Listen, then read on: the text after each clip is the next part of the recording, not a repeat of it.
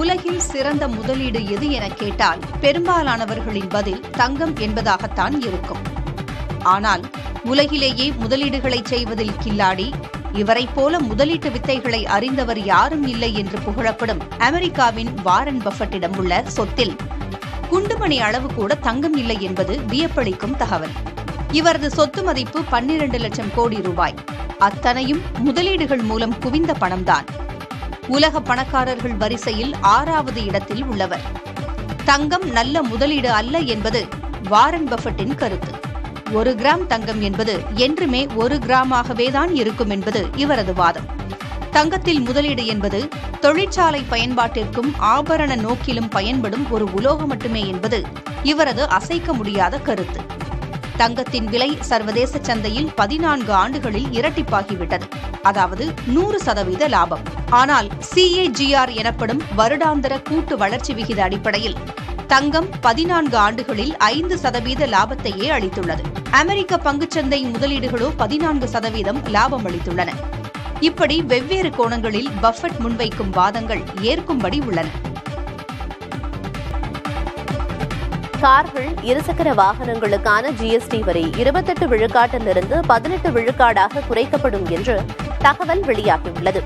இதேபோல air conditioner இயந்திரங்கள், cement போன்றவையும் 28 விழுக்காடு பிரிவிலிருந்து 18 விழுக்காடு பிரிவுக்கு மாற்றப்படும் என தெரிகிறது. தற்போது 5 விதமான GST வரி அடுக்குகள் உள்ள நிலையில் அது 5 மற்றும் 18 என 2 வகையாக மட்டும் குறைக்கப்படும் என தகவல் வெளியாகியுள்ளது. இதனால் பல்வேறு பொருட்கள் விலை குறையும் நிலை ஏற்பட்டுள்ளது. தீபாவளி பரிசாக GST வரி குறைப்பு இருக்கும் என பிரதமர் நரேந்திர மோடி கூறியிருந்தது நினைவு கூறத்தக்கது.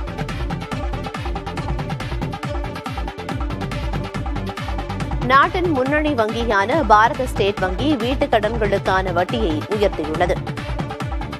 யூனியன் பேங்க் ஆஃப் இந்தியாவும் வீட்டுக்கடன் வட்டியை உயர்த்தியுள்ளது. மேலும் சில வங்கிகள் வட்டி உயர்வு அறிவிப்பை வெளியிடும் என தெரிகிறது. வங்கிகள் குறைந்து வரும் லாபம் வீதங்களை சரிகட்ட வட்டி உயர்வு நடவடிக்கையில் ஈடுபட்டுள்ளன.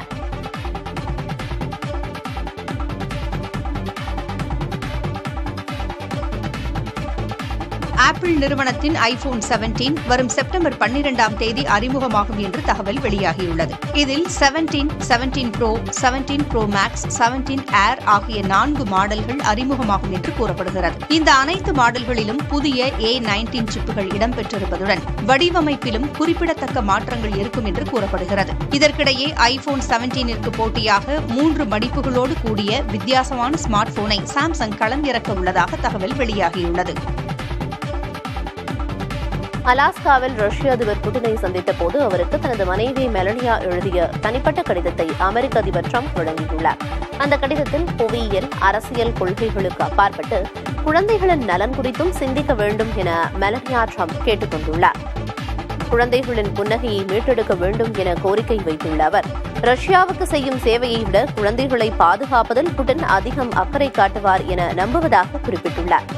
மெலனியா எழுதிய கடிதத்தின் புகைப்படம் சமூக வலைதளங்களில் வைரலாகி வருகிறது.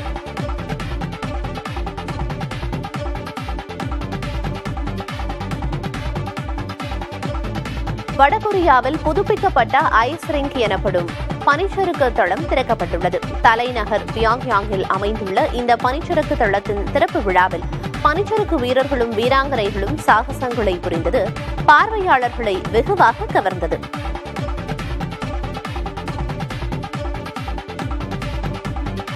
இந்த பனிச்சறுக்கு தளம் 1982ஆம் ஆண்டு ஏப்ரல் 13ஆம் தேதி வடகொரியாவின் நிறுவனரான கிம் இல் சங்கின் 70வது பிறந்த நாளை முன்னிட்டு திறக்கப்பட்டது குறிப்பிடத்தக்கது. விசிக தலைவர் தொல் திருமாவளவனுக்கு தமிழக முதல்வர் மு க ஸ்டாலின் பிறந்த நாள் வாழ்த்துக்களை தெரிவித்துள்ளார். இன்று பிறந்த நாள் காணும் திருமாவளவனுக்கு அரசியல் மற்றும் திரை பிரபலங்கள் பலரும் வாழ்த்து தெரிவித்து வருகின்றனர்.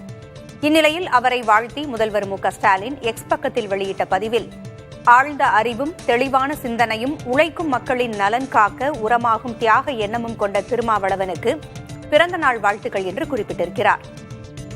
லட்சிய பயணத்திற்கு துணையாக நிற்கும் தாங்கள் மகிழ்ச்சியுடன் வாழ வாழ்த்துகள் என்றும் குறிப்பிட்டுள்ளார். வெளிமாநிலங்களில் உள்ள தமிழ் படிக்கும் குழந்தைகளுக்கு தமிழ் பாடப்புத்தகத்தை விநியோகிக்க தவறியதாக குற்றஞ்சாட்டி ஆளும் திமுக அரசுக்கு முன்னாள் முதல்வர் ஓ பன்னீர்செல்வம் கண்டனம் தெரிவித்துள்ளார். இதுகுறித்து அவர் வெளியிட்ட அறிக்கையில், வெளிமாநிலங்களில் தமிழ் அமைப்புகளின் வாயிலாக நடத்தப்படும் தமிழ்வழி பள்ளிகளுக்கு இலவச புத்தகங்கள் விநியோகிக்கப்பட்டு வந்த நிலையில் நடப்பாண்டு இதுவரை புத்தகங்களை தமிழ்நாடு அரசு அனுப்பாமல் இருந்து வருவதாக குற்றஞ்சாட்டியுள்ளார். காகித விலையேற்றம், கூலி உயர்வு உள்ளிட்ட காரணங்களை சுட்டிக்காட்டி புத்தக விநியோகம் நிறுத்தப்பட்டிருப்பதாக குறிப்பிட்டுள்ள பன்னீர்செல்வம், இந்தியாவை தாண்டி தமிழ்மொழி செல்ல வேண்டும் என்ற நோக்கம் திமுக அரசுக்கு இருக்குமேயானால் விரைந்து தமிழ் பாட புத்தகங்களை அனுப்பி வைக்க வேண்டும் என்று வலியுறுத்தியுள்ளார். ஈரோட்டிற்கு ரயில் மூலம் கஞ்சாவை கடத்தி வந்து விற்பனை செய்ய முயன்ற 3 வடமாநில இளம் பெண்கள் உட்பட 5 நபர்களை இருப்புப்பாதை காவல்துறையினர் கையும் களவுமாக பிடித்தனர். அவர்களிடமிருந்து 34.5 கிலோ கஞ்சா மற்றும் கைபேசிகள் மற்றும் வாகனங்களை பறிமுதல் செய்தனர். பிடிபட்ட நபர்கள் மற்றும் பறிமுதல் செய்யப்பட்ட பொருட்கள் ஈரோடு மதுவிலக்கு பிரிவு காவல்துறையினரிடம் ஒப்படைக்கப்பட்டன.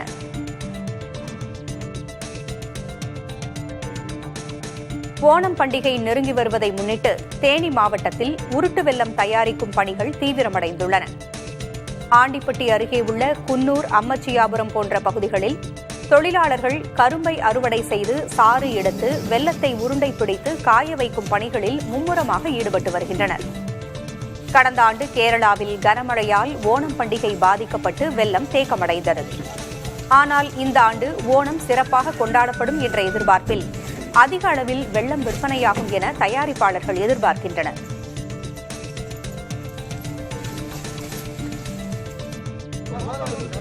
கன்னியாகுமரி மாவட்டம் தக்கலையில் வாகன தணிக்கையின் போது போக்குவரத்து காவலரை ஓட்டுநர் கீழே தள்ளிவிட்டதால் பரபரப்பு ஏற்பட்டது.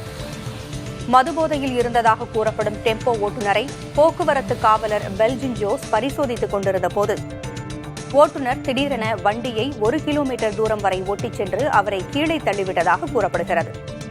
இதில் படுகாயமடைந்த போக்குவரத்து காவலர் தற்போது மருத்துவமனையில் சிகிச்சை பெற்று வருகிறார். தப்பிச் சென்ற ஓட்டுநரை காவல்துறையினர் தேடி வருகின்றனர். மழையில் இருந்து நெல் மூட்டைகளை பாதுகாக்க கடலூர், விழுப்புரம், திருவண்ணாமலை உள்ளிட்ட 5 மாவட்டங்களில் 25,000 டன் கொள்ளளவில் நெல் சேமிக்கும் தளங்களை தமிழக அரசு அமைக்க உள்ளது.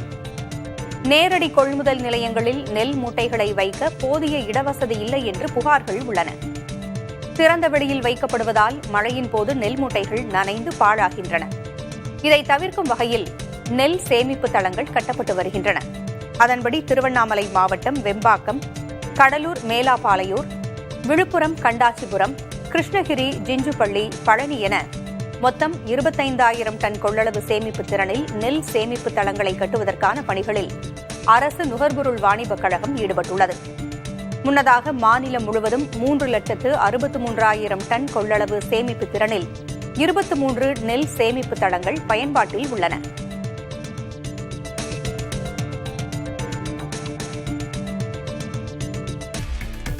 திருப்பூரில் வடமாநில பெண்ணுக்கு ஆட்டோவில் பிரசவம் பார்த்த பெண் காவலருக்கு பாராட்டுகள் குவிந்து வருகின்றன.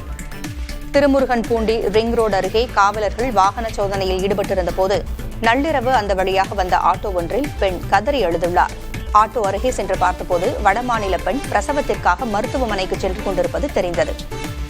ஆனால் மருத்துவமனைக்கு செல்வதற்குள் குழந்தை பிறக்கும் தருவாயில் இருந்ததால் பெண் காவலர் கோகிலா அந்த பெண்ணுக்கு பிரசவம் பார்த்துள்ளார்.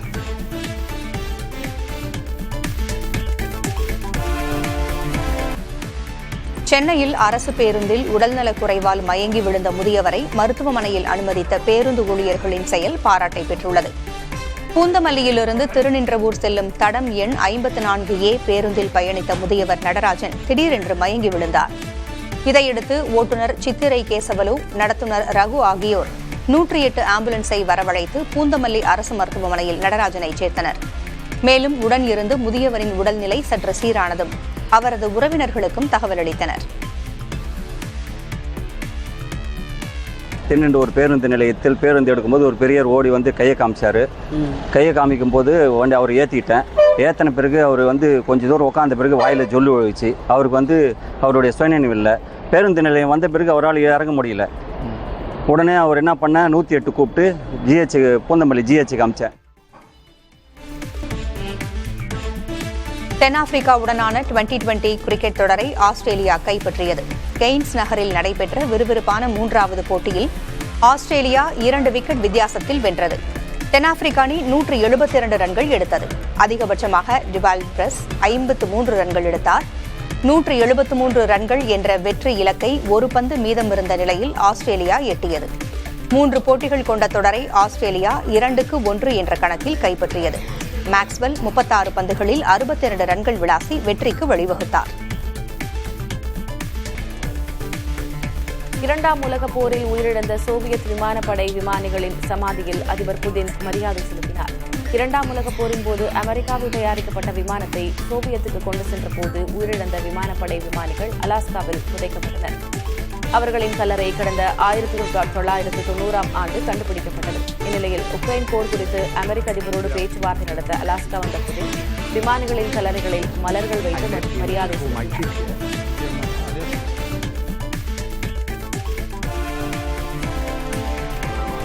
அட்லாண்டிக் பெருங்கடலில் எரின் சூறாவளி தீவிரமடைந்து வருவதையும் மின்னல் மின்னுவதையும் செயற்கைக்கோள் படம் பிடித்துள்ளது.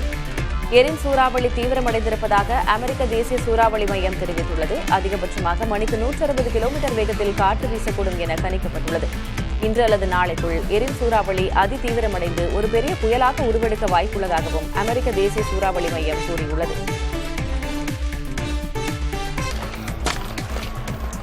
மனித வடிவிலான ரோபோக்கள் பங்கேற்கும் விளையாட்டுப் போட்டிகளின் 2ஆம் நாளில் உயரம் தாண்டுதல், தடைகளை கடந்து ஓடுதல், ஜிம்னாஸ்டிக்ஸ் போன்றவற்றில் ரோபோக்கள் தங்கள் திறனை வெளிப்படுத்தின.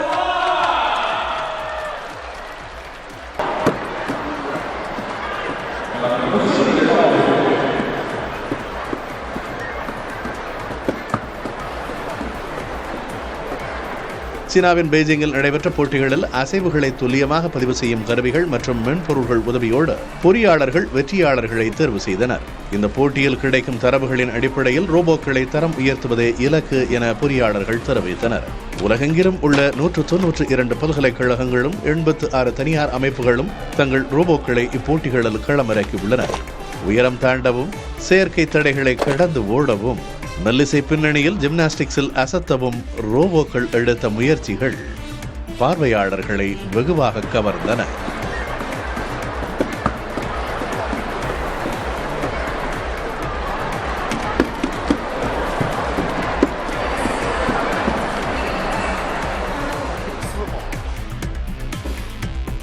நாய்களால் மனிதர்களின் உணர்ச்சிகளை புரிந்து கொள்ள முடியும் என ஆய்வாளர்கள் கூறியுள்ளனர். ஆயிரக்கணக்கான ஆண்டுகளாக மனிதர்களோடு இணைந்து வாழ்ந்த பரிணாம வளர்ச்சியானது இதனை சாத்தியப்படுத்தி இருப்பதாக அவர்கள் கூறுகின்றனர். நாயின் மூளை பகுதிகள் மனிதர்களின் உணர்வுகளை புரிந்து கொள்ளும் வகையில் வடிவமைக்கப்பட்டிருப்பதாகவும், மனிதர்களின் குரலை வைத்து மட்டுமின்றி முகத்தை பார்த்தும் உணர்வுகளை அவற்றால் புரிந்து கொள்ள முடியும் என்றும் ஆய்வாளர்கள் தெரிவிக்கின்றனர். நாய்களால் புகைப்படங்களில் கூட புன்னகைக்கும் முகத்தையும் கோபமான முகத்தையும் வேறுபடுத்தி பார்க்க முடியும் என ஆய்வுகள் நிரூபித்துள்ளன.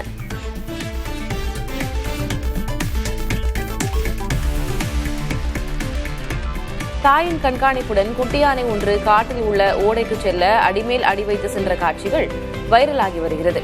முன்னாள் இந்திய வனத்துறை அதிகாரி சுஷாந்தா நந்தா இந்த காணொலியை பகிர்ந்துள்ளார். தாய் யானை தனது குட்டியை அரவணைப்புடன் ஓடைக்கு அழைத்துச் செல்வதும், தண்ணீரை கண்டு தைரியம் வந்த குட்டி யானை அதில் ஆட்டம் போட்டு குளிக்கும் காட்சிகள் காண்போரை மகிழ்ச்சியில் ஆழ்த்தும் வகையில் உள்ளது.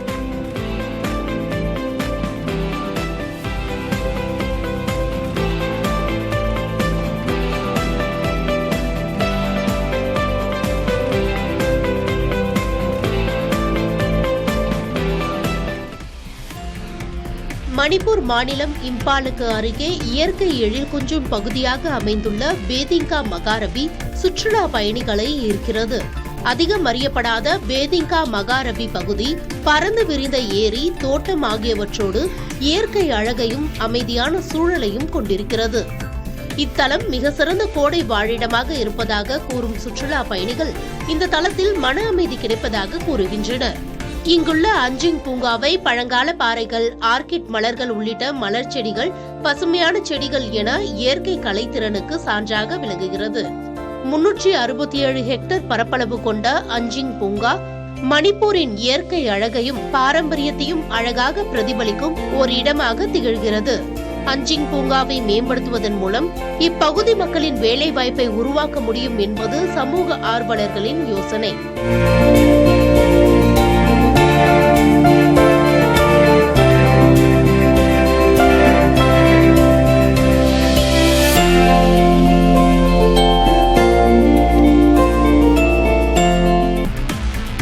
சர்வதேச விண்வெளி ஆய்வு மையத்திற்கு சென்ற முதல் இந்தியரான சுபான்ஷு சுக்லா தாயகம் திரும்பியுள்ளார்.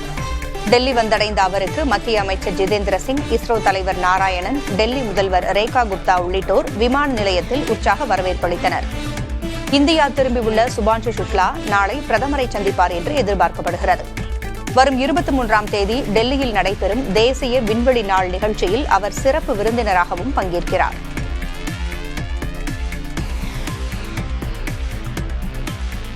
நாகாலாந்து ஆளுநர் பொறுப்பை தற்போதைய மணிப்பூர் ஆளுநர் அஜய்குமார் பல்லா வசம் ஒப்படைத்து குடியரசுத் தலைவர் உத்தரவிட்டுள்ளார். குடியரசுத் தலைவர் மாளிகை வெளியிட்டிருக்கும் செய்தியில், மணிப்பூர் ஆளுநர் அஜய்குமார் பல்லா தமது தற்போதைய பொறுப்புடன் கூடுதலாக நாகாலாந்து ஆளுநர் பொறுப்பையும் கவனிப்பார் என்று கூறப்பட்டுள்ளது. இல கணேசன் மறைவை தொடர்ந்து இந்த மாற்றம் மேற்கொள்ளப்பட்டதாக கூறப்பட்டிருக்கிறது. நாகாலாந்து ஆளுநராக இருந்த இல கணேசன் மருத்துவமனையில் சிகிச்சை பெற்று வந்த நிலையில் வெள்ளியன்று மறைந்தார். அமெரிக்க அதிபர் டிரம்ப், ரஷ்ய அதிபர் புட்டின் இடையிலான பேச்சுவார்த்தையில் உடன்பாடு எட்டப்படாதது இந்தியாவிற்கு ஏமாற்றமான ஒன்று என கருதப்படுகிறது. இரு நாட்டு தலைவர்களுக்கும் இடையே உடன்பாடு எட்டப்பட்டு இந்தியா மீதான 25% கூடுதல் வரியை அமெரிக்கா ரத்து செய்யும் என்று எதிர்பார்க்கப்பட்டது. ஆனால் உடன்பாடு எட்டப்படாதது மத்திய அரசுக்கு ஏமாற்றத்தை அளித்திருக்கும் என கருதப்படுகிறது. புட்டினுடனான சந்திப்பிற்கு பிறகு பேட்டியளித்த டிரம்ப், உக்ரைன் தொடர்பான ஒப்பந்தத்திற்கான வாய்ப்புகள் பிரகாசமாகும் போது கச்சா எண்ணெய் சம்பந்தமான வரிகள் குறித்து பரிசீலிப்பதாக தெரிவித்துள்ளார்.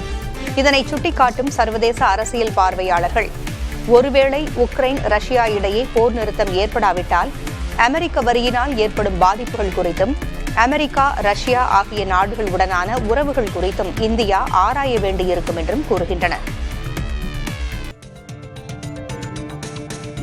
வாக்காளர் உரிமைகளை பாதுகாக்கவும், ஒரு நபர் ஒரு வாக்கு என்ற ஜனநாயகத்தின் அடிப்படை கோட்பாட்டை உறுதி செய்யவும் காங்கிரஸ் மூத்த தலைவர் ராகுல் காந்தி இன்று புதிய அரசியல் பயணத்தை தொடங்க உள்ளார். வாக்காளர் உரிமை பயணம் என்ற பெயரில் பீகாரில் அவர் புதிய பரப்புரையை தொடங்குகிறார். இது தொடர்பாக எக்ஸ் தளத்தில் பதிவிட்டுள்ள ராகுல் காந்தி, 16 நாட்களில் பீகாரில் உள்ள 20க்கும் மேற்பட்ட மாவட்டங்களை உள்ளடக்கி 1300 கிலோமீட்டருக்கும் அதிகமான தூரத்திற்கு பயணம் மேற்கொள்ள உள்ளதாக குறிப்பிட்டுள்ளார். அரசமைப்பை பாதுகாக்க மக்களை ஒருங்கிணைக்கப் போவதே இதன் முக்கிய நோக்கம் என்றும், இந்த பயணம் மக்களிடையே அரசியல் விழிப்புணர்வை ஏற்படுத்தி அவர்களின் ஜனநாயக உரிமைகளை நிலைநிறுத்த உதவும் எனவும் ராகுல் காந்தி நம்பிக்கை தெரிவித்துள்ளார்.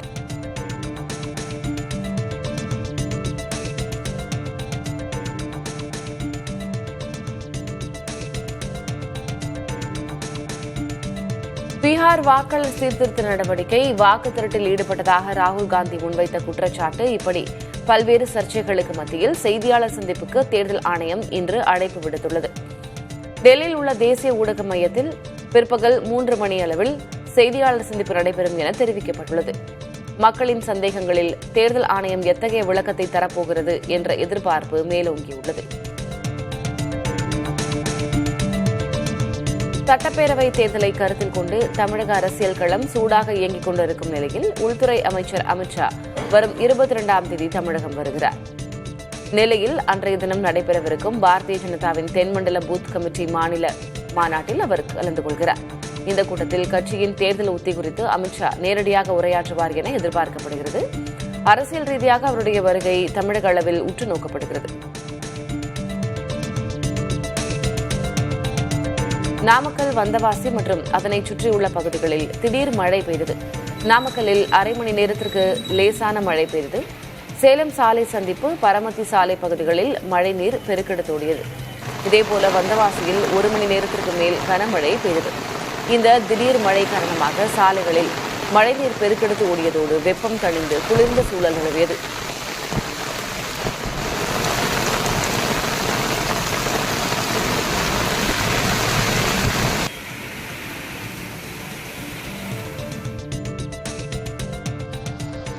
வேலூரில் காலை முதல் வெயில் வாட்டி வதைத்த நிலையில் மாலை திடீரென கருமேகங்கள் சூழ்ந்து கனமழை பெய்தது. 1 மணி நேரத்திற்கு மேலாக விட்டுவிட்டு பெய்த மழையால் அங்கு குளிர்ச்சியான சூழல் நிலவியது.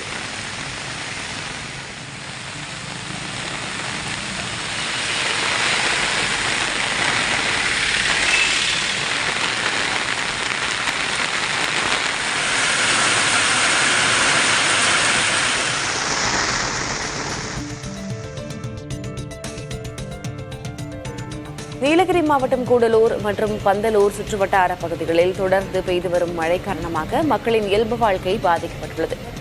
கடந்த 3 மாதங்களாக மழை மட்டுமின்றி கடும் குளிரும் நிலவுகிறது. பொதுமக்கள் வீடுகளுக்குள்ளேயே முடங்கியிருப்பதால் அன்றாட பணிகள் பாதிக்கப்பட்டுள்ளன.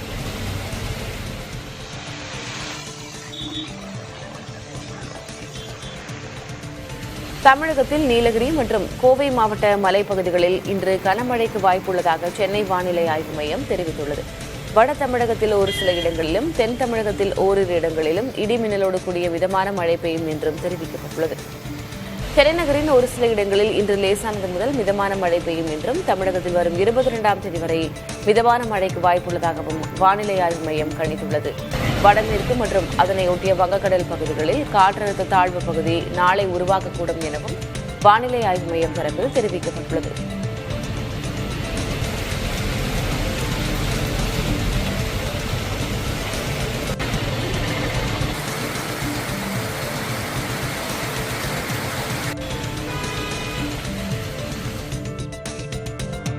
தருமபுரியில் சாலை வலம் மேற்கொண்ட முதல்வருக்கு பொதுமக்கள் உற்சாக வரவேற்பு அளித்தனர். சேலத்திலிருந்து அதியமான்கோட்டை சென்ற முதல்வரை திமுகவினர் வரவேற்றனர். தொடர்ந்து அங்கிருந்து மாவட்ட ஆட்சியர் அலுவலகம் வரை சுமார் 3 கிலோமீட்டர் தூரத்திற்கு முதலமைச்சர் சாலை வலம் மேற்கொண்டார். அப்போது சாலையின் இருபுறமும் கூடியிருந்த மக்கள் முதல்வரை வரவேற்றனர். அவர்களிடமிருந்து கோரிக்கை மனுவையும் ஸ்டாலின் பெற்றுக் கொண்டார்.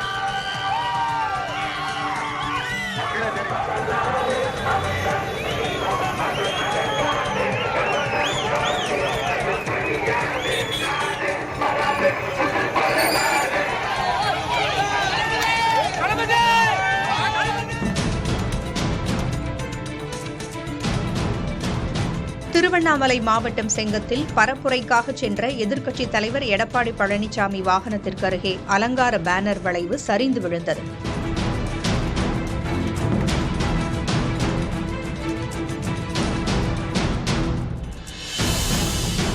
நல்வாய்ப்பாக வாகனம் சில நொடிகள் முன்னதாகவே அந்த இடத்தை கடந்ததால் எடப்பாடி பழனிசாமி நூல் இழையில் தப்பினார்.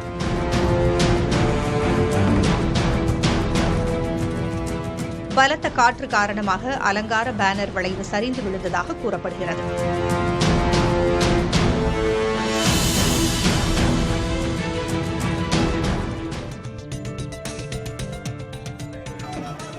ஆடி கிருத்திகையை முன்னிட்டு திருத்தணி முருகன் கோயிலில் முதல் நாள் தெப்பத் திருவிழா விமரிசையாக நடைபெற்றது. காவடி மண்டபத்தில் வள்ளி தெய்வானையுடன் முருகப்பெருமான் எழுந்தருள தேர் வீதியுலா நடைபெற்றது. பின்னர் மலை அடிவாரத்தில் அமைந்திருக்கும் சரவண பொய்கை குளத்தில் அலங்கரிக்கப்பட்ட தெப்பத்தில் முருகப்பெருமான் எழுந்தருளினார். அப்போது பக்தி இசை கச்சேரி நடைபெற குளத்தை சுற்றி கூடியிருந்த பக்தர்கள் அரோகரா முழக்கமிட்டனர்.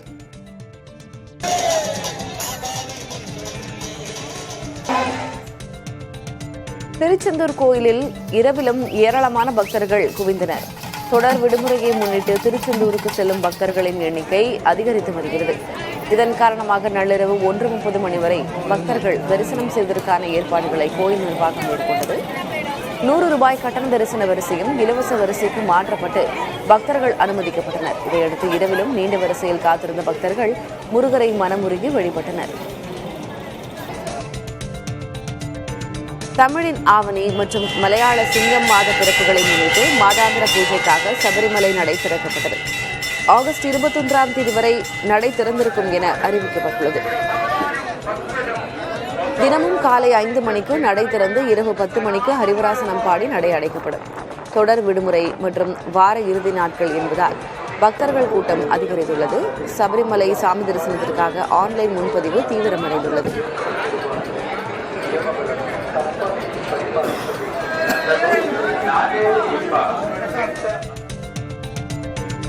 தொடர் விடுமுறை மற்றும் சுதந்திர தினம், ஆடி கிருத்திகை போன்ற விடுமுறை நாட்களால் திருப்பதி ஏழுமலையான் கோயிலில் பக்தர்கள் கூட்டம் அலைமோதுகிறது.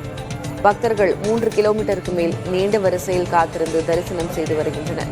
இதனால் இலவச தரிசனத்திற்கு 48 மணி நேரத்திற்கு மேல் ஆகும் என தேவஸ்தானம் தெரிவித்துள்ளது.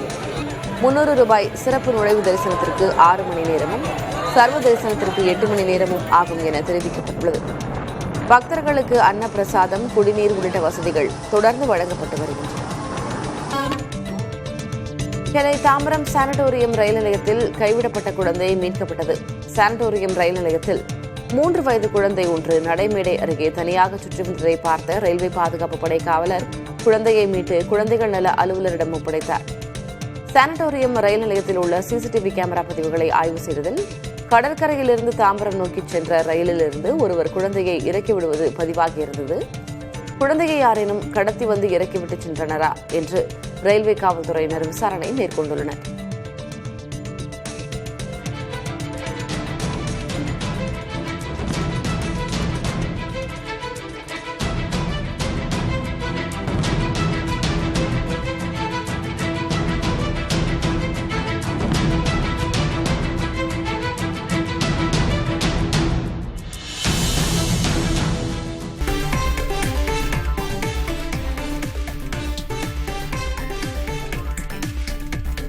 சட்ட மசோதாக்களுக்கு ஒப்புதல் அளிக்க குடியரசுத் தலைவர் ஆளுநர்களுக்கு காலக்கெடு நிர்ணயிப்பது அரசமைப்பு சமநிலையை சீர்குலைக்கும் என மத்திய அரசு உச்சநீதிமன்றத்தில் கூறியுள்ளது.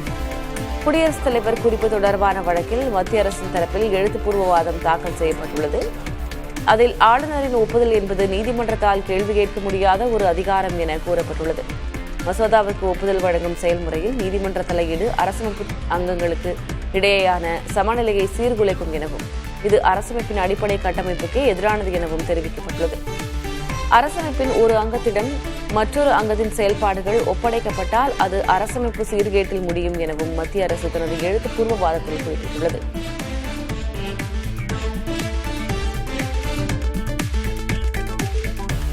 மும்பையில் பெய்து வரும் தொடர் கனமழை காரணமாக விமான போக்குவரத்து கடுமையாக பாதிக்கப்பட்டுள்ளது. மும்பையில் சனிக்கிழமை அதிகாலை தொடங்கிய கனமழை தொடர்ந்து நாள் முழுவதும் கொட்டி தீர்த்தது. மோசமான வானிலை காரணமாக மும்பை விமான நிலையத்திலிருந்து கிளம்ப வேண்டிய 283 விமானங்கள் தாமதமாகியுள்ளன. மும்பைக்கு வர வேண்டிய 77 விமானங்கள் தாமதமாக இயக்கப்படுகின்றன. 2 விமானங்கள் நாக்பூர், அகமதாபாத் நகரங்களுக்கு திருப்பிவிடப்பட்டன. இதனால் பயணிகள் அவதியுற்றனர்.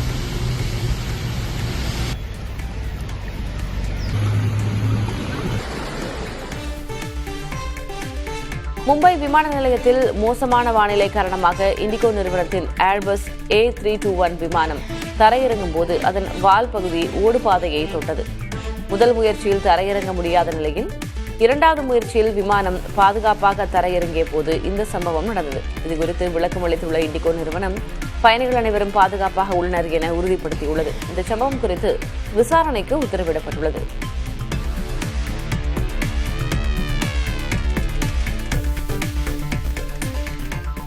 கிருஷ்ண ஜெயந்தியை முன்னிட்டு மும்பையில் பெண்கள் குழுவினர் உரியடி திருவிழாவில் பங்கேற்று உரியை உடைத்து சாதனை படைத்தனர். வெண்ணையை தாய்க்கு தெரியாமல் கிருஷ்ணன் திருடி தின்றதை நினைவுபடுத்தும் விதமாக கிருஷ்ண ஜெயந்தியை முன்னிட்டு மும்பையில் உரியடி திருவிழா நடப்பது வழக்கம். அதன்படி மும்பையின் பல்வேறு பகுதிகளில் உரியடி திருவிழாக்கள் களை கட்டியுள்ளன. தாதர் பகுதியில் நடைபெற்ற உரியடி திருவிழாவில் இந்த முறை பெண்கள் குழுவினர் இணைந்து பிரமிடு வடிவில் ஒருவர் மீது ஒருவர் ஏறி உரியை அடித்து கோப்பையை கைப்பற்றினர்.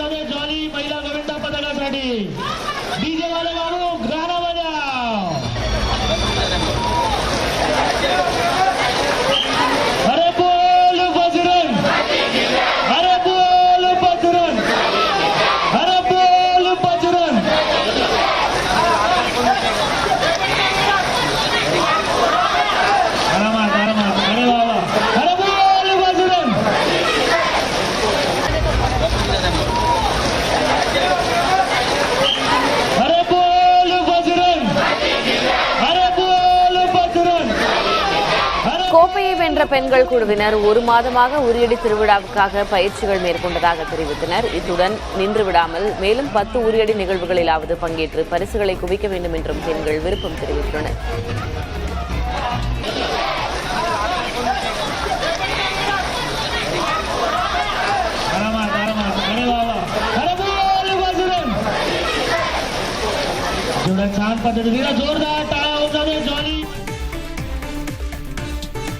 தெலங்கானாவில் யூரியா உரம் கிடைக்காததால் விவசாயிகள் பெரும் அவதிக்குள்ளாகியுள்ளனர். மஹபூபாபாத், வானபார்த்தி போன்ற மாவட்டங்களில் அதிகாலையிலேயே உரம் வாங்க குவிந்த விவசாயிகள் மணிக்கணக்கில் காத்திருந்தும் ஏமாற்றத்துடன் திரும்பிச் செல்கின்றனர். யூரியா பற்றாக்குறையால் விவசாய பணிகள் பாதிக்கப்படுவதாகவும் அரசு உடனடியாக இந்த விவகாரத்தில் தலையிட வேண்டும் என்றும் விவசாயிகள் கோரிக்கையை விடுத்துள்ளனர். உரம் கையிருப்பு இருப்பதாக அதிகாரிகள் கூறினாலும் தங்களுக்கு உரம் கிடைப்பதில்லை என வேதனை தெரிவிக்கின்றனர்.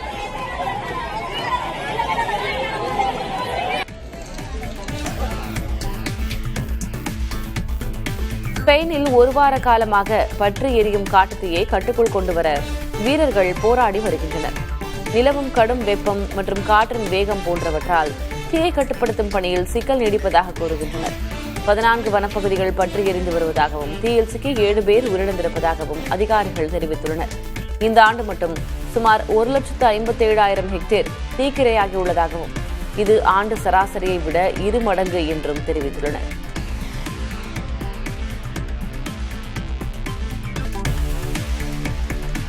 செயற்கை நுண்ணறிவு தொழில்நுட்பத்துடன் வாட்ஸ்அப் சேவை மேம்படுத்தப்படுகிறது. மெட்டா நிறுவனத்தின் வாட்ஸ்அப் சேவையில் நாம் அனுப்பும் தகவல்களை பிழையின்றி எழுதுவதற்கு உதவியாக செயற்கை நுண்ணறிவு தொழில்நுட்பத்துடன் அது இணைக்கப்படுகிறது. இலக்கண பிழை, சொல்லும் பாணி ஆகியவற்றை AI தொழில்நுட்பம் சரி செய்யும் என்றும் தகவல் வெளியாகியுள்ளது. ஒரு தகவலை நாம் இன்னொருவருக்கு அனுப்பும் முன்பு அதனை சரிபார்க்கவா என்று பயனர்களிடம் கேட்கப்படும். அதன் பின்னரே AI தொழில்நுட்பம் தமது தகவல்களை திருத்தம் செய்யும்.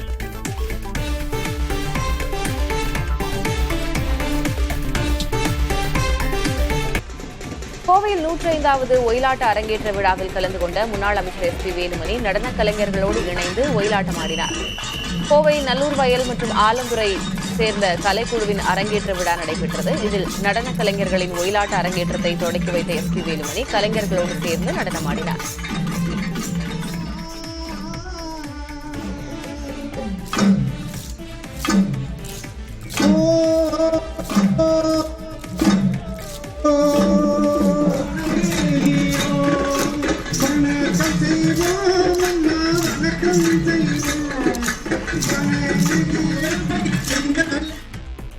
ராமநாதபுரம் மாவட்டம் பரமக்குடி அருகே உள்ள சூடியூர் கிராமத்தில் கிபி 7ஆம் நூற்றாண்டைச் சேர்ந்த சமண தீர்த்தங்கரரான மகாவீரரின் சிலை கண்டெடுக்கப்பட்டுள்ளது. வயல்வெளியில் புதைந்திருந்த இந்த சிலை மதுரை தொல்லியல் ஆர்வலர் ஆனந்தன் மற்றும் அவரது குழுவினரால் கண்டறியப்பட்டது. சுமார் 4 அடி உயரம் கொண்ட இந்த சிலை தியான நிலையில் யோக முத்திரையுடன் வடிவமைக்கப்பட்டுள்ளது. இந்த வரலாற்று சின்னத்தை பாதுகாக்க வேண்டும் என தொல்லியல் ஆய்வாளர்கள் அரசுக்கு கோரிக்கை விடுத்துள்ளனர்.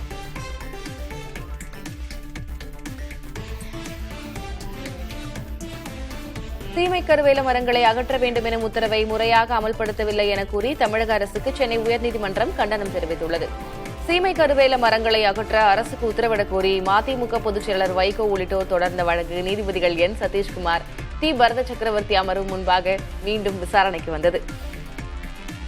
அப்போது 713 கிராமங்களில் சீமை கருவேல மரங்களை அகற்றியுள்ளதாக அரசு தரப்பில் அறிக்கை தாக்கல் செய்யப்பட்டது. அந்த கிராமங்களின் பெயர் என்ன, எந்த மாவட்டம் உள்ளிட்ட விவரங்கள் இல்லாமல் தாக்கல் செய்யப்பட்டுள்ள அறிக்கையை ஏற்க முடியாது என கூறிய நீதிபதிகள் அரசு கொள்கை முடிவு எடுத்தும் இதுவரை எந்த முன்னேற்றமும் இல்லை என்றனர். இதனால் தமிழ்நாடு அரசு தலைமைச் செயலாளருக்கு எதிராக நீதிமன்ற அவமதிப்பு வழக்கை விசாரணைக்கு எடுக்க வேண்டிய நிலை ஏற்படும் என எச்சரிக்கை விடுத்த நீதிபதிகள் உரிய அறிக்கையை தாக்கல் செய்ய அரசுக்கு உத்தரவிட்டனர்.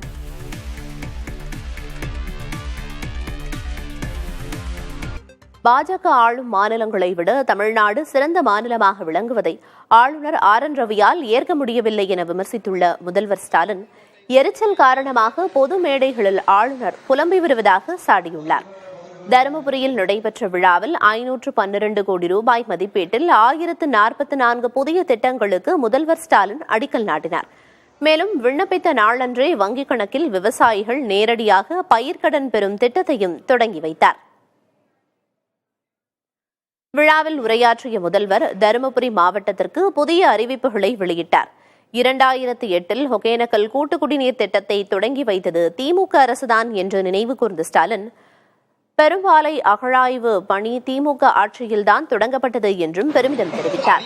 மேலும் ஆளுநர் RN ரவி எதிர்க்கட்சிகளை விட மலிவான அரசியலை செய்து வருவதாக விமர்சித்தார். இந்தியாவிலேயே பாஜக மாநிலங்களை விட தமிழ்நாடு எல்லா விதத்திலும் மிக சிறந்த மாநிலமாக இருக்கு. இதையெல்லாம் தாங்கிக்க முடியாம எரிச்சல்ல தன்னுடைய கோபத்தை புலம்பலா பொது மேடைகள்ல கொட்டி தீர்க்கிறார்.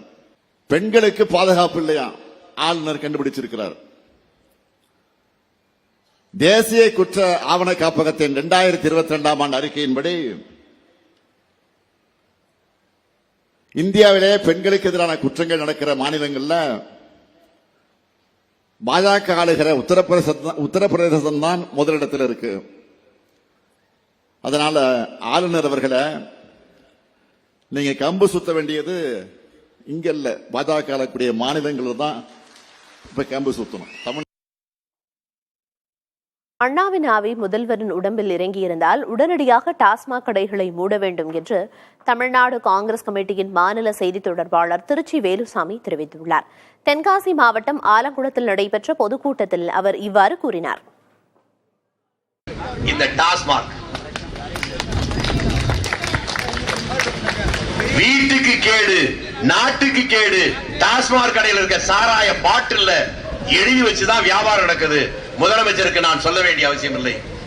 எனக்காக வேண்டாம், காங்கிரசுக்காக வேண்டாம், காமராஜருக்காக வேண்டாம், உங்களுடைய அண்ணாவுடைய ஆவி உங்கள் மேல் இறங்கி இருக்கிறது என்று நேற்றுதான் ஒரு அமைச்சர் பேசினார்.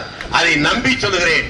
அண்ணாவுடைய ஆவி உங்களுடைய உடம்பில் இறங்கி இருந்தால் நாளைக்கே உடனடியாக இந்த டாஸ்மாக் கடையை மூடுங்கள். தமிழ்நாட்டில் அடுத்த தலைமுறையாக வாழ வைக்க முயற்சி செய்யுங்கள். திமுகவின் பாவ மூட்டைகளை திருமாவளவன் சுமக்க வேண்டாம் என அதிமுக பொதுச் செயலாளர் எடப்பாடி பழனிசாமி கேட்டுக் கொண்டார். திருவண்ணாமலை மாவட்டம் செங்கத்தில் பரப்புரையில் ஈடுபட்ட அவர் சேரக்கூடாத இடத்தில் திருமாவளவன் சேர்ந்து விட்டதாக விமர்சித்தார். திருமாவளவன் அவர்கள் வக்காலத்து வாங்குறார். திருமாவளவன் அவர்களே, அந்த பாவ மூட்டையை நீங்க சுமக்காதீங்க. திமுக செய்கின்ற பாவ மூட்டையை விடுதலை சிறுத்தை கட்சியினுடைய தலைவர் திருமாவளவன் சுமக்காதீங்க என்பதை மட்டும் நான் சுட்டிக்காட்டுறேன். மதுவை ஒழிப்போம் என்று சொன்னார். அதுக்காக ஒரு மாநாடு நடத்தணும்னு சொன்னால் மாநாடு நடத்தினார். அந்த மாநாட்டை மது ஒழிப்பு மாநாடுன்னு அறிவிச்சுட்டு போதைப் பொருள் ஒழிப்பு மாநாடுன்னு மாத்திட்டார். ஏன்னா திமுக கொடுத்த நெருக்கடியில பேரை மாத்தி திமுக நிர்வாகிகளை மேடையில் கூப்பிட்டு பேச வைக்கிறார். பாவம், அவர் சேராத இடத்துல போய் சேர்ந்துட்டார். சேராத இடத்தில் சேர்ந்து விட்டார். வேற வழி இல்லை. ஏன்னா கூட்டணியில் அங்கம் வைத்து விட்டோம் என்ற ஒரே காரணத்திற்காக அவள் சொல்வதையெல்லாம் இவர் திருப்பி அறிக்கையின் வாயிலாக வெளியிட்டிருக்கிறார். திருமாவளவன் அவர்களே, உங்களுக்கு என்று ஒரு மரியாதை இருந்து கொண்டிருக்கின்றது மக்களிடத்திலே. ஆகவே திராவிட முன்னேற்ற கழகம் செய்கின்ற தவறை எல்லாம் நீங்கள் சுமந்து கொண்டு அவர்களுக்கு ஆதரவாக நீங்கள் கருத்துக்களை வெளியிட்டுக் கொண்டிருந்தால் உங்களுடைய நிலை தலையிலாக மாறிவிடும் என்பதை மட்டும் அன்போடு இந்த நேரத்தில் தெரிவித்துக் கொள்கின்றேன். பாகிஸ்தானில் மேக வெடிப்பால் ஏற்பட்ட கனமழையினால் 48 மணி நேரத்தில் 300க்கும் மேற்பட்டோர் உயிரிழந்துள்ளனர். பாகிஸ்தானில் கடந்த ஜூன் மாதம் முதலே கனமழை வெளுத்து வாங்கி வருகிறது. இந்நிலையில் அந்நாட்டில் தொடர் மழை காரணமாகவும் மேக வெடிப்பு காரணமாகவும் கைபர் பக்துன்வா மாகாணம் உள்ளிட்ட இடங்களில் வெள்ளப்பெருக்கு ஏற்பட்டுள்ளது. கடந்த 48 மணி நேரத்தில் மட்டும் கனமழை, வெள்ளம் மற்றும் நிலச்சரிவில் சிக்கி 320க்கும் மேற்பட்டோர் உயிரிழந்து உள்ளனர். இதில் கைபர் பக்துன்வா மாகாணத்தில் மட்டும் 307 பேரும், பாகிஸ்தான் ஆக்கிரமிப்பு காஷ்மீரில் 9 பேரும், கில்ஜித் பல்டிஸ்தானில் 5 பேரும் உயிரிழந்து உள்ளனர். கைபர் பக்துன்வா மாகாணத்தின் புனேர் மாவட்டத்தில் மட்டும் 10 கிராமங்கள் முற்றிலும் அழிந்துள்ளன. அங்கு மட்டும் இதுவரை 184 பேர் உயிரிழந்திருப்பது உறுதி செய்யப்பட்டுள்ளது.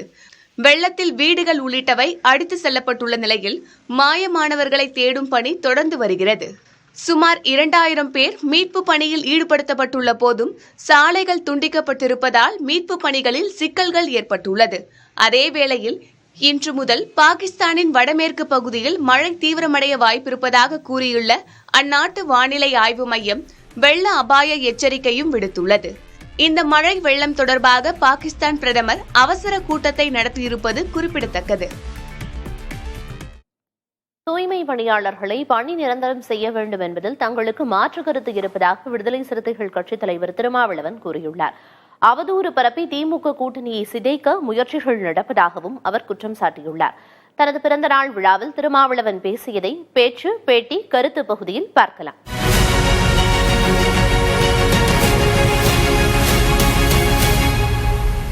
குப்பையை அள்ளுகிறவர்களை பணி நிரந்தரம் செய்து அந்த தொழிலையே நீங்கள் செய்து கொண்டிருங்கள் என்று சொல்லுவது எந்த வகையிலும் ஏற்புடையதல்ல. அதிலிருந்து மீள வேண்டும் என்பதுதான் நம்முடைய போராட்டம். அந்த தொழிலை செய்யக்கூடியவர்கள் தொடர்ந்து அதை செய்யக்கூடாது. மலம் அள்ளுபவனே மலம் அள்ளட்டும், சாக்கடையை சுத்தம் செய்கிறவனே சாக்கடையை சுத்தம் செய்யட்டும், குப்பையை அள்ளுகிறவனே குப்பையை அள்ளட்டும் என்கிற அந்த கருத்துக்கு இது வலு சேர்ப்பதாக இருக்கிறது. அரசு ஊழியர்களை ஆக்குங்கள், பணி நிரந்தரம் செய்யுங்கள். இந்த பிரச்சனை 13 நாள் போராட்டம் நடந்தது. முதலிலே போனது விடுதலை சிறுத்தைகள் தான். முதலிலே போன தலைவன், ஒரு கட்சியின் தலைவன் திருமாவளவன் தான். அதுக்கப்புறம் தான் எல்லாம் உள்ள வராங்க. யார் யாரோ வருகிறார்கள். அந்த பிரச்சனை பற்றி எதுவுமே தெரியாதவர்கள் வருகிறார்கள். ஒன்று திருமாவளவனை சாட வேண்டும், அல்லது திருமாவளவன் இடம்பெற்று இருக்கிற கூட்டணியை சாட வேண்டும். அதுதான் அவர்களின் நோக்கம். மதசார்பு கூட்டணி, இது மதசார்பற்ற கூட்டணி. இதுதான் இந்தியா முழுவதும் இருக்கிற முக்கியமான அரசியல். அப்போதுதான் அவர்களை தனிமைப்படுத்த முடியும். எண்ணற்ற பல முரண்பாடுகள் இருக்கலாம், பிரச்சனைகள் இருக்கலாம்.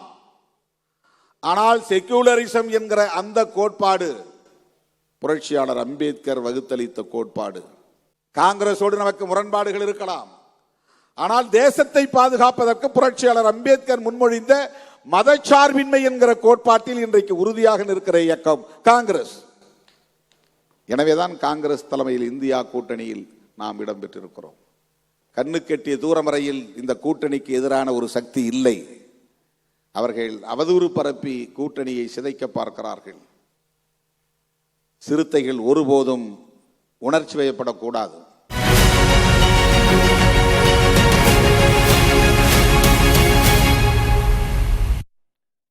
விடுதலை சிறுத்தைகள் கட்சித் தலைவர் திருமாவளவன் பிறந்தநாள் விழாவில் பங்கேற்ற மக்கள் நீதி மய்யத்தின் தலைவரும் மாநிலங்களவை எம்பியுமான கமல்ஹாசன் சாதிக்கு எதிரான பாடலை பாடினார். சென்னை தேனாம்பேட்டையில் விடுதலை சிறுத்தைகள் கட்சித் தலைவர் திருமாவளவனின் பிறந்தநாள் விழா நடைபெற்றது. இதில் சிறப்பு விருந்தினர்களாக கமல்ஹாசன், அமைச்சர் சேகர்பாபு உள்ளிட்டோர் பங்கேற்றனர். நிகழ்ச்சியில் பேசிய கமல்ஹாசன் பறை இசை தன்னை பாட தூண்டியதாக கூறி பாடி அசத்தினார். நிகழ்ச்சியில் தங்க முலாம் பூசப்பட்ட 1 கிலோ வெள்ளி சங்கிலியை திருமாவளவனுக்கு கமல் அணிவித்தார்.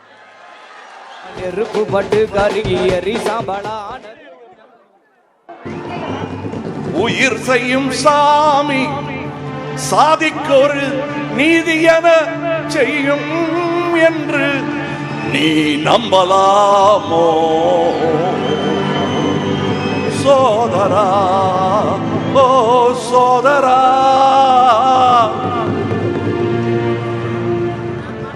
சொல்லடா சோமா, சொல்லடா சோமா. விசிக தலைவர் திருமாவளவன் பிறந்தநாள் விழாவில் பேசிய மாநிலங்களவை எம்பி கமல்ஹாசன் அரசியலில் தனது முதல் எதிரி சாதி என கூறியுள்ளார். தானும் திருமாவளவனும் நாணயத்தின் 2 பக்கங்கள் எனவும் தெரிவித்துள்ளார். அவரது உரையை பேச்சு பேட்டி கருத்து பகுதியில் பார்க்கலாம்.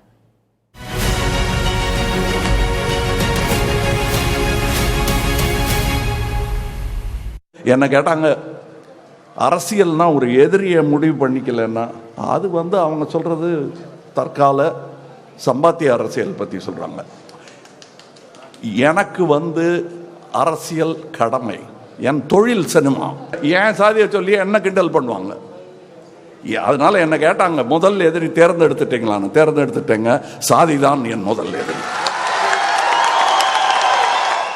இனி உக்காரணும் இல்லை நடக்கணும், முட்டிக்கு வேற வேலை கொடுக்க கூடாது. புரியுதுங்களா? அது தரையில படுறதுக்காக வச்ச இடம் இல்லை. இதுதான் உள்ளங்கால் தான் தரையில படுறதுக்காக வச்ச இடம். கட்ட விரல் ரொம்ப முக்கியங்க. அது கையில இருந்தாலும் காலில் இருந்தாலும் முக்கியம். ஞாபகம் வச்சுக்கோங்க. இந்த கோபம் என் நெடுநாளைய கோபம். பிறப்பினால் நான் எவருக்கும் தாழ்ந்தவன் அல்ல, என்னை விட உயர்ந்தவர் யாரும் இல்லை என்பதை உங்கள் மனதில் பதிய வைப்பதுதான் இமாலய சாதனை. அதில் ஏறி நின்று கூவி விழிக்கும் டென்சிங். காயினுக்கு 2 பக்கம், ஒரு பக்கம் அவரு, ஒரு பக்கம் நீங்க. புரியுதுங்கிறாங்க. ஐயோ, எந்த காயின்னு பாக்குற? செலவார காயினா? திடீர்னு ஒரு நாளைக்கு இது செல்லாதுன்றா எல்லாரும் கியூல நிக்கிறீங்கல்ல, அந்த காயின் இல்லை இது. இந்த காயின் வட்டமா தான் இருக்கும். ஒரு பக்கம் திரும்பி பார்த்தா ராஜ்யசபை தெரியும், இன்னொரு பக்கம் திரும்பி பார்த்தா லோக்சபை. இதெல்லாம் சுண்டி பாட்டா எப்படி போட்டாலும் தலை தான் விழும். இந்த தலை விழும் இல்ல இந்த தலை விழும். இவர் உருவெடுத்த பிறகுதான் ஒடுக்கப்பட்ட உழைக்கும் மக்களுக்கு உண்மையான விடுதலை கிடைப்பதாக நாம் நினைக்கிறோம்னா ரொம்ப சுருங்கிடும். நாம் நினைக்கிறோம்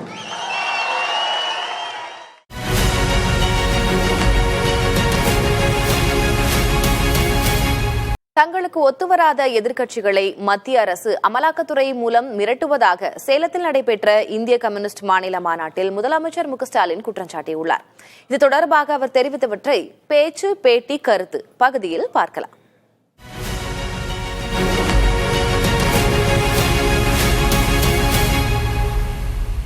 நம்மோட இந்த ஒற்றுமைதான் பலருடைய கண்ணை உறுத்தி கொண்டிருக்கிறது. என்னடா எத்தனை சதி செஞ்சாலும் எவ்வளவு குழப்பம் ஏற்படுத்தினாலும் எப்படிப்பட்ட போலி செய்திகள் எல்லாம் பரப்பினாலும்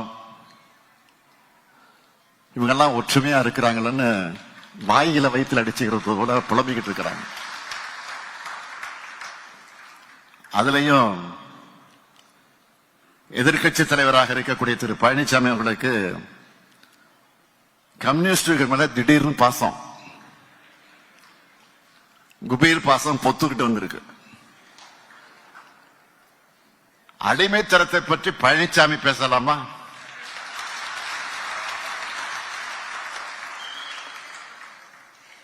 பேசுவதற்கு அவருக்கு என்ன உரிமை இருக்கு? எங்களை பொறுத்த வரைக்கும் இங்க இருக்க யாருக்கும் யாரும் அடிமை இல்லை.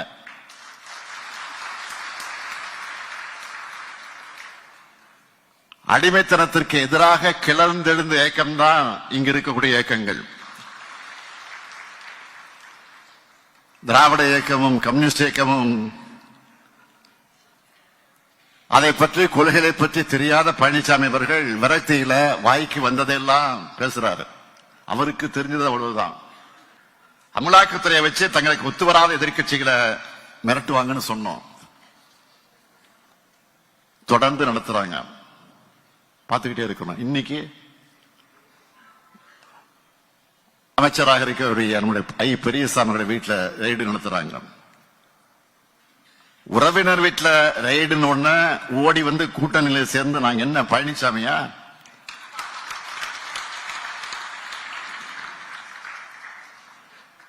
எங்களை மிரட்ட நினைச்சவங்க தான் மிரண்டு போயிருக்காங்க. இதை விட மோசமான அணுகுமுறை எல்லாம் பார்த்த இயக்கம் தான் திமுக. நெருப்பாற்றில நீந்தியே பிழைக்கப்பட்டவங்க நாங்க. உங்களுடைய எண்ணம் எந்த காலத்திலையும் நிறைவேறாது.